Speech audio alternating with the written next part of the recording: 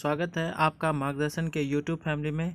तो चलिए आज हम लोग फिजिक्स के 15 मोस्ट इम्पॉर्टेंट क्वेश्चंस को डिस्कस करेंगे जो किसी भी एग्ज़ाम के लिए काफ़ी इम्पॉर्टेंट है। तो चलिए आज की शुरुआत करते हैं।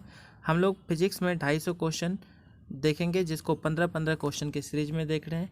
आज चलिए सेकेंड सीरीज में फिजिक्स के अगले सीरीज में हम लोग 15 क्वेश्चंस को डिस्कस करते हैं। तो आज का पहला क्वेश्चन नंबर 16, विस्थापन का मान हो सकता है।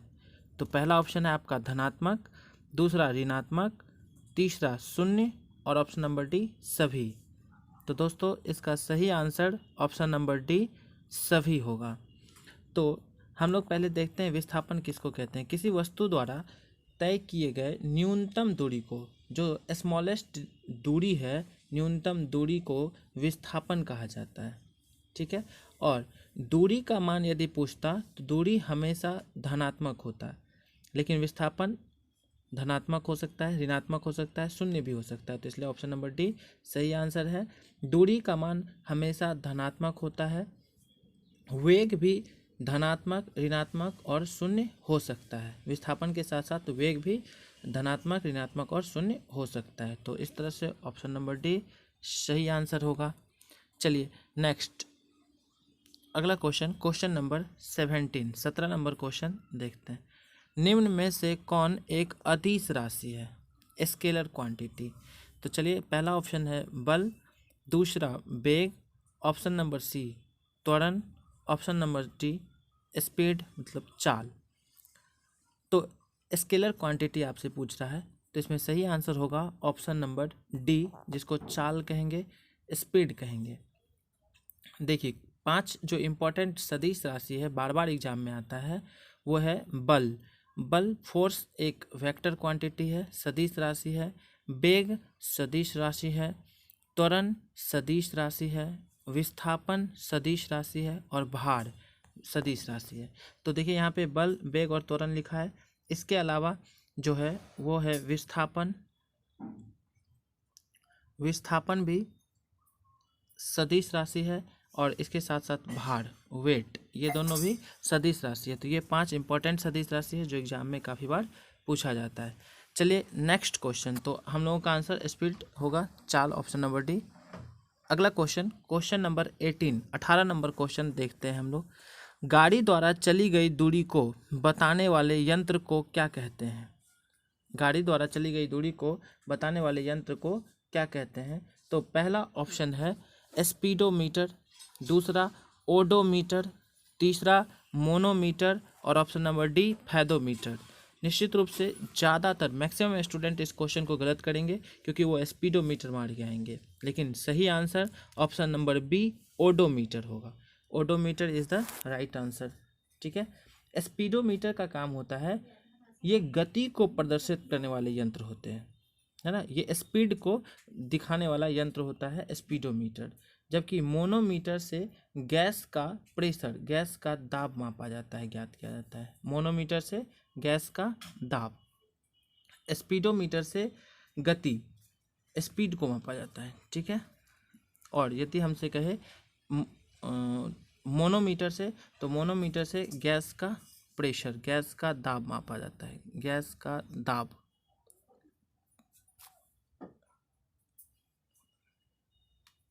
और यदि फैदोमीटर से कहे तो समुद्र की गहराई, फैदोमीटर से समुद्र की गहराई, इसलिए हम लोग का सही आंसर ओडोमीटर होगा। चलते हैं अगले क्वेश्चन की ओर। Question number 19 number question. यदि वस्तु और समान चाल से चलती है, यदि वस्तु असमान, यहाँ पे और लिखा गया है गलती से, यहाँ पे होगा, यहाँ और नहीं होना चाहिए, अ होना चाहिए। यहाँ पे हम लोग देखेंगे यहाँ अ नहीं होगा, यहाँ पे असमान चाल से, असमान चाल से। यदि कोई वस्तु असमान चाल से चलती है तो उसकी दूरी का ग्राफ होता है। तो उसकी दूरी का ग्राफ कैसा होगा। तो पहला एक समान, ऑप्शन नंबर बी सरल रेखा में, ऑप्शन नंबर सी वक्र रेखा में, वक्र रेखा मतलब टेढ़ी मेढ़ी, और option number D none of which. तो ऑप्शन नंबर सी सही आंसर होगा। ठीक है। तो चलते हैं, देखते हैं इसके बारे में थोड़ा सा। यदि कोई वस्तु एक समान चाल से चले, गतिशील हो, तो उसकी दूरी, समय का ग्राफ तथा चाल समय का ग्राफ सरल रेखा में होता है। यदि कोई वस्तु एक समान चाल में चले तो जब उसके ग्राफ कहेगा दूरी का ग्राफ, तो सरल रेखा में होगा, और असमान चाल से चले तो वक्र रेखा में। ऑप्शन नंबर सी सही आंसर होगा। चलिए नेक्स्ट क्वेश्चन नंबर 20 चलते हैं अगला क्वेश्चन की तरफ। हम लोग अगले क्वेश्चन को देखते हैं।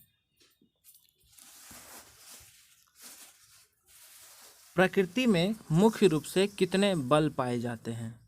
चलिए पहला option 2, option number B 3, option number C 4, option number D 5। तो हम लोगों का सही आंसर होगा ऑप्शन नंबर सी 4। तो सही आंसर होगा हम लोगों का option number C is the right answer.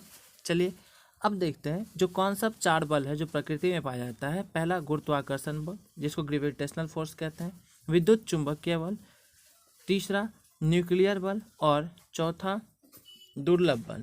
तो ये 4 तरह के बल प्रकृति में मुख्य रूप से पाए जाते हैं। तो ऑप्शन नंबर सी सही आंसर होगा। Next question number 21। तो दोस्तों यदि अभी तक आप मार्गदर्शन को ज्वाइन नहीं किए हैं तो फटाफट यूट्यूब पे सब्सक्राइब कीजिए अपने चैनल को, और साथ ही आप हमें फॉलो कर सकते हैं टेलीग्राम पे मार्गदर्शन बाय रविकांत सर के नाम से, फेसबुक पेज पर मार्गदर्शन बाय रविकांत सर से, और यूट्यूब भी मार्गदर्शन बाय रविकांत सर के नाम से। तो अभी तक आप यदि ज्वाइन नहीं किए तो इसको सबसे पहले ज्वाइन करें। चलिए अगले क्वेश्चन को देखेंगे, और आप इस वीडियो के थ्रू खुद की तैयारी का एक ग्राफ बना सकते हैं कि आपकी तैयारी कितनी है। आप क्वेश्चंस को पहले खुद करके देखें, और आपका कितना सही और कितना गलत होता है उससे पता चलेगा आपकी तैयारी का। चलिए क्वेश्चन नंबर 21 नंबर क्वेश्चन क्या है? कौन सा बल कूलम्ब के नियम का कार्य करता है, कूलम्ब के नियम पर कार्य करता है? तो 21 नंबर क्वेश्चन का ऑप्शन नंबर पहला गुरुत्वाकर्षण बल, विद्युत चुंबकीय बल, तीसरा न्यूक्लियर बल, और चौथा दुर्लभ बल। तो सही आंसर ऑप्शन नंबर बी विद्युत चुंबकीय बल। कूलम्ब के नियम पर काम करता है विद्युत चुंबकीय बल। गुरुत्वाकर्षण बल में सिर्फ आकर्षण का गुण पाया जाता है। ये जो प्रॉपर्टी है गुरुत्वाकर्षण बल में केवल आकर्षण का गुण पाया जाता है। विद्युत चुंबकीय बल में आकर्षण और प्रतिकर्षण दोनों का गुण पाया जाता है। और यदि क्वेश्चन कहे प्रकृति में सबसे अधिक शक्तिशाली न्यूक्लियर बल है, प्रकृति में सबसे अधिक शक्तिशाली कौन सी बल है? न्यूक्लियर बल है। और दुर्लभ बल का प्रभाव सिर्फ प्रोटॉन और न्यूट्रॉन के भीतर ही होता है। तो ये चारों के बारे में हम लोग देख लिए। चलिए तो यहाँ पे आंसर हम लोग का ऑप्शन नंबर बी सही आंसर होता। नेक्स्ट देखते हैं क्वेश्चन नंबर 22 नंबर क्वेश्चन ध्यान देंगे। पेशीय और अभिलंब बल किस बल का उदाहरण है? पेशीय और अभिलंब बल किस बल का उदाहरण है? पहला ऑप्शन संपर्क बल, दूसरा असंपर्क बल, तीसरा संतुलित बल, और चौथा नन ऑफ दिस। तो चलिए देखते हैं सही आंसर इसका क्या है। तो इसका सही आंसर ऑप्शन नंबर ए सही आंसर है, संपर्क बल। Option number A is the right answer.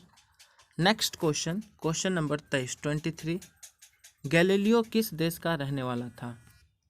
चलिए ध्यान देंगे गैलीलियो के बारे में कि गैलीलियो किस देश का रहने वाला था। पहला ऑप्शन इटली, दूसरा जर्मनी, तीसरा इंग्लैंड, और चौथा भारत। तो सही answer option number A Italy होगा।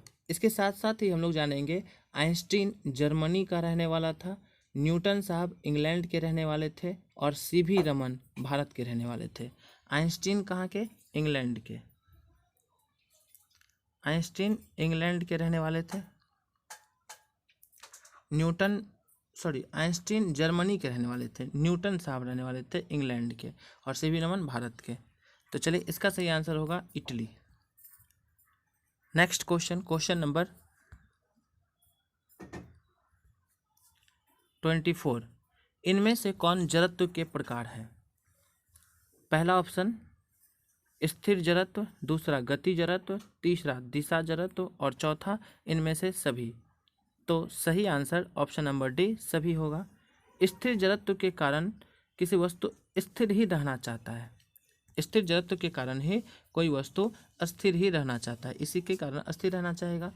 गति जड़त्व के कारण कोई वस्तु गति में रहना चाहता है, और दिशा जड़त्व के कारण कोई भी वस्तु अपने दिशा में परिवर्तन या दिशा में रहना चाहता है, किसी अपनी गति की दिशा में रहना चाहता है। ठीक है, तो ऑप्शन नंबर डी सही आंसर होगा। Next question, question number 25, 25 number question कहता है कि बल परिभाषा मिलता है, बल की परिभाषा मिलती है कहाँ से? पहला क्वेश्चन ऑप्शन है न्यूटन के पहले गति के नियम से, ऑप्शन नंबर बी न्यूटन के दूसरे गति के नियम से, ऑप्शन नंबर सी न्यूटन के तीसरे गति के नियम से, और ऑप्शन नंबर डी नन। तो सही आंसर होगा ऑप्शन नंबर ए न्यूटन के पहले गति के नियम से। न्यूटन के दूसरे गति के नियम से बल का व्यंजक और फॉर्मूला प्राप्त किया जाता है। न्यूटन के दूसरे गति के नियम से पूछेगा तो दूसरे गति के नियम से तो फॉर्मूला, बल का फॉर्मूला निकाला जाता है। ठीक है, और न्यूटन के तीसरे नियम से प्रत्येक क्रिया के बराबर और विपरीत प्रतिक्रिया होती है। न्यूटन का तीसरा नियम यही कहता है। चलिए, तो यहाँ पे हम लोग का आंसर होता है option number A. Next question देखते हैं, क्वेश्चन नंबर 26, 26 नंबर क्वेश्चन। कच्चे फर्श के तुलना में पक्के फर्श पर गिरने से अधिक चोट लगता है, यह न्यूटन के गति का कौन सा नियम है? चलिए तो देखते हैं। ऑप्शन नंबर ए कह रहा है पहला, option number B second law, option number C third law, और ऑप्शन नंबर डी नन। तो इसका सही आंसर होगा option number B second law, दूसरे नियम से, है ना, न्यूटन की गति का दूसरा नियम। Next question, question number 27। मनुष्य का जमीन पर टहलना न्यूटन गति का कौन सा नियम है? पहला option first, option number B second, option number C third, और ऑप्शन नंबर डी नन।